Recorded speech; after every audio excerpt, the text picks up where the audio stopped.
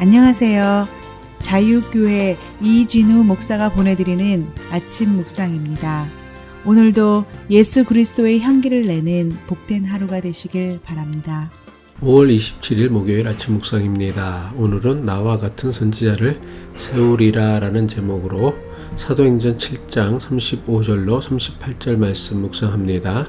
그들의 말이 누가 너를 관리와 재판장으로 세웠느냐 하며 거절하던 그 모세를 하나님은 가스남이 떨기 가운데서 보이던 천사의 손으로 관리와 속량하는 자로서 보내셨으니 이 사람이 백성을 인도하여 나오게 하고 애굽과 홍해와 광야에서 40년간 기사와 표적을 행하였느니라.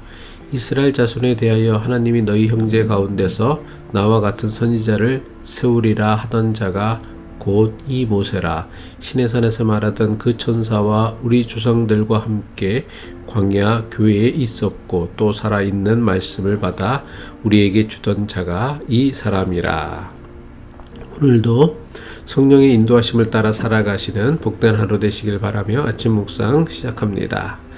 마른 막대기 같은 인생이었던 모세는 하나님의 부르심에 순종하여 지팡이 하나만 들고는 40년 전 도망쳐 나왔던 이집트에 갔습니다. 전능하신 하나님께서는 그의 손에 들린 마른 지팡이로 강팍한 이집트와 파라오에게 여러 가지 재앙을 내리셨습니다. 더는 하나님의 재앙을 견디지 못한 이집트 파라오는 어쩔 수 없이 노예로 부리던 이스라엘 백성을 놓아줍니다.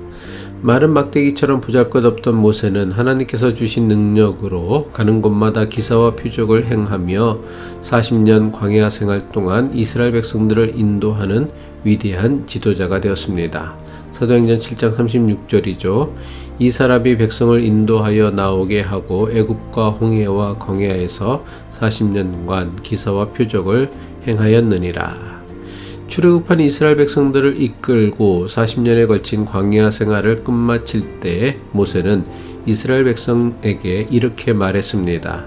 신명기 18장 15절이죠. 내 하나님 여호와께서 너희 가운데 내 형제 중에서 너를 위하여 나와 같은 선지자 하나를 일으키시리니 너희는 그의 말을 들을지니라. 모세가 언급한 나와 같은 선지자는 모세의 뒤를 이어 이스라엘 백성들의 지도자가 된 여호수아를 가리키는 것이라는 주장도 있습니다. 하지만 스데반은 모세가 말한 나와 같은 선지자를 하나님께서 세상에 보내신 예수 그리스도라고 설교한 것입니다. 사도행전 7장 37절이죠. 이스라엘 자손에 대하여 하나님이 너희 형제 가운데서 나와 같은 선지자를 세우리라 하던 자가 곧 이 모세라. 스데반은 모세가 이집트로부터 이스라엘 백성을 구하였던 것처럼 세상에 오신 예수님은 죄와 사망으로부터 우리를 구하러 오신 메시아 그리스도라고 설교한 것입니다. 다시 말해 스데반은 구약시대 출애굽의 인도자 모세를 신약시대 세상에 오신 예수 그리스도의 무용이라고 설교한 것입니다. 스데반이 모세를 장차 세상에 오실 예수 그리스도의 모형이라고 생각한 이유는 다음 구절에 자세하게 나타나고 있습니다. 사도행전 7장 38절 스데반의 계속되는 설교이죠. 시내산에서 말하던 그 천사와 우리 조상들과 함께 광야 교회에 있었고 또 살아있는 말씀을 받아 우리에게 주던 자가 이 사람이라.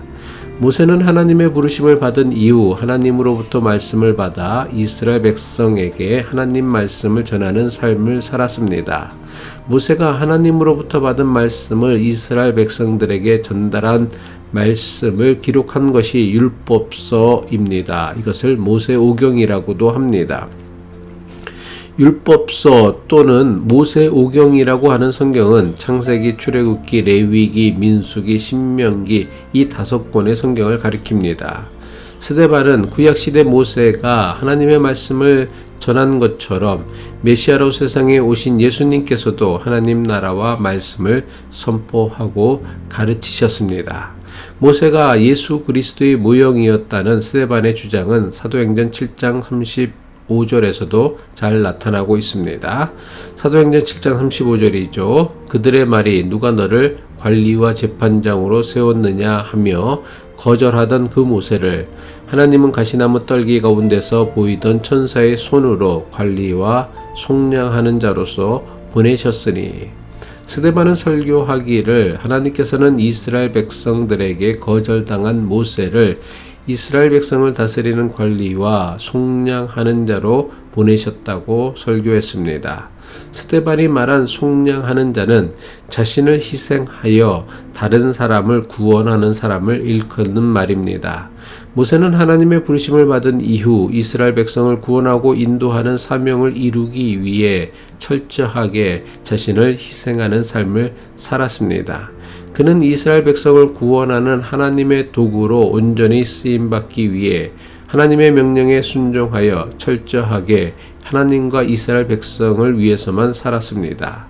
모세의 목숨을 건 희생을 통해 이스라엘 백성들은 하나님께서 베푸시는 구원을 얻을 수 있었습니다. 그리고 모세의 인도로 이스라엘 백성은 40년에 걸친 광야 생활을 지낼 수 있었습니다. 모세는 80세의 나이에 60여만 명에 달하는 이스라엘 백성의 지도자가 되었습니다. 그리고 광야 생활 40년 동안 하나님께서 주신 능력으로 기사와 표적을 행하며 이스라엘 백성들의 절대적인 지도자로 살았습니다. 모세는 이스라엘 역사에서 그 누구와도 비교할 수 없는 가장 강력한 위대한 카리스마를 지녔던 지도자였습니다. 하지만 지도자로서 그의 삶은 빈손으로 왔다가 빈손으로 떠나는 노마드의 영성, 나그네의 영성으로 이스라엘 백성을 다스렸습니다. 이것이 가능할 수 있었던 것은 모세는 이미 미디안 광야에서 양치는 목자로 40년을 지나며 노마드의 영성, 즉 나그네의 영성을 철저하게 훈련했기 때문입니다. 빈손으로 왔다가 빈손으로 돌아가야 하는 나그네의 영성으로 살았던 모세에게 자신이 가진 모든 것은 하나님의 명령을 수행하기 위한 도구일 뿐 이것을 삶의 목적으로 삼지 않았습니다. 모세의 노매드 영성을 잘 보여주는 말씀이 모세가 유일하게 남긴 기도시라고 하는 시편 90편에 분명하게 나오고 있습니다. 시편 90편 3절에서 모세는 이렇게 기도하고 있습니다. 주께서 사람을 티끌로 돌아가게 하시고 말씀하시기를 너의 인생들은 돌아가라 하셨사오니. 모세에게 인생은 하나님께서 돌아가라 하시면 바람처럼 날아가 버리는 티끌과 같다고 고백하였습니다. 그가 가졌던 노매드의 영성이 이스라엘 백성의 절대적인 지도자로 40년을 살면서도 권력이나 부와 명예에 집착하지 않고 오로지 하나님의 뜻을 이루는 존귀한 삶을 살 수 있었던 것입니다. 그는 죽는 순간까지도 노매드의 영성, 나그네의 영성으로 죽음을 맞았습니다. 40년을 이스라엘 백성을 가나안 땅으로 인도하는 지도자로 평생을 살았지만 막상 그는 가나안 땅을 목전에 두고 모압 땅에서 죽음을 맞습니다. 심지어 아무도 모르는 곳에 장사되어 오늘까지 그가 장사된 무덤을 아는 사람이 아무도 없다고 성경은 기록했습니다. 신명기 34장 5절로 6절이죠. 이에 여호와의 종 모세가 여호와의 말씀대로 모압 땅에서 죽어 벳부얼 맞은편 모압 땅에 있는 골짜기에 장사되었고 오늘까지 그의 묻힌 곳을 아는 자가 없느니라. 이런 점에서 스데반은 구약시대의 모세는 십자가의 제물이 되어 철저하게 자신을 희생하심으로 우리를 죄와 사망으로부터 속량하신 예수 그리스도의 모형이라고 믿었습니다. 스데반이 구약 성경에 정통한 사내들인 공회원들에게 장차 하나님께서 자기와 같은 선지자 하나를 세우겠다고 말했던 모세의 말씀을 인용한 이유는 분명합니다.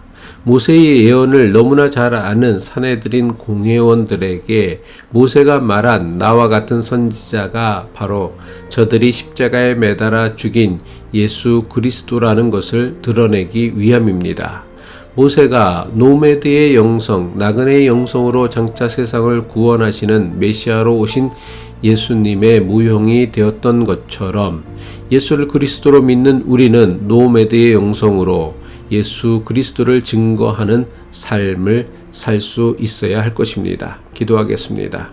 하나님께서 보내신 예수가 우리를 구원하시는 메시아이심을 세상에 드러낼 수 있는 최고의 영성은 모세가 보여주었던 노매드의 영성임을 깨닫게 하옵소서. 노매드의 영성으로 불필요한 곳에 집착하지 않고 사는 자유를 누리며 살게 하옵소서. 예수 그리스도의 이름으로 기도합니다.